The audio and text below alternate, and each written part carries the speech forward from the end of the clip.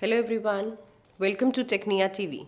I, Jyotsna, Faculty of MBA Department from Technia Institute of Advanced Studies.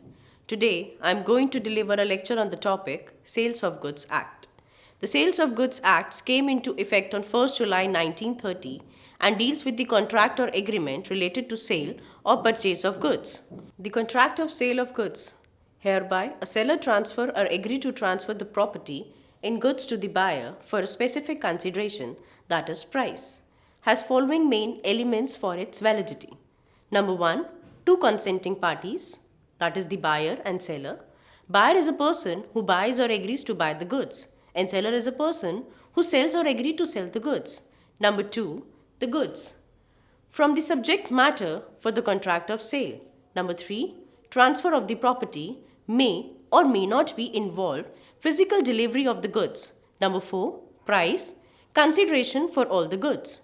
Number 5, all the essential elements of a valid contract. Now, we are going to discuss the topic Doctrine of Caveat Emptor. The meaning of caveat emptor means, lets the buyer beware. According to the doctrine of caveat emptor, it is the duty of the buyer to be careful while purchasing the goods of his requirement, and in the absence of any from the buyer, the seller is not bound to disclose every defect in goods. The buyer must examine the goods thoroughly and must see that the goods he buys are suitable for the purpose for which he buys them. If the goods turn out to be defective or do not suit his purpose, the buyer cannot hold the seller liable for the same, as there is no implied undertaking by the seller that he shall supply such goods as suits the buyer purpose.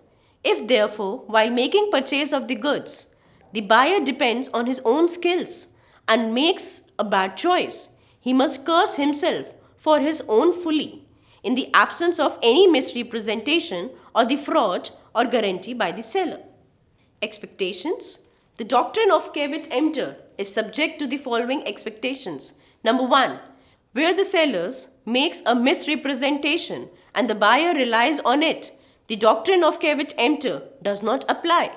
Such a contract being voidable at the option of the innocent party, the buyer has a right to cancel the contract. Number 2, where the seller makes a false representation amounting to fraud and the buyer relies on it, or when the seller actively conceals a defect in the good so that the same could not be discovered on a reasonable examination, the doctrine of caveat emptor does not apply.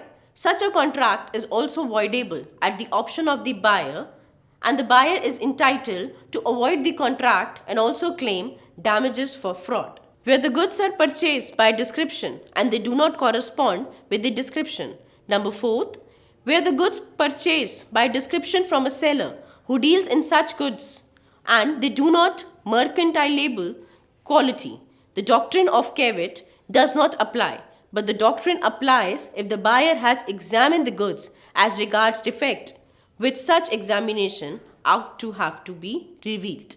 Where the goods are bought by the sample, the doctrine of caveat emptor does not apply if the bulk does not correspond with the sample, or if the buyer is not provided an opportunity to compare the bulk with the sample, or if there is any hidden or latent defect in the goods.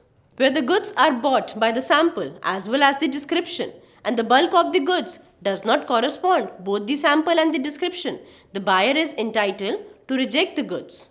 When the buyer makes brown to the seller the purpose for which he requires the goods and relies upon the seller's skills and judgment, but the goods supplies are unfit for the specific purpose, the principle of caveat emptor does not protect the seller and he is liable in damages. Where the trade usage attaches an implied condition or warranty as to quality or fitness and the seller deviates from that, doctrine of caveat does not apply and the seller is liable in damages. So I hope you understand this lecture, the caveat emptor. If you like this lecture, please like and subscribe Technia TV. Thank you.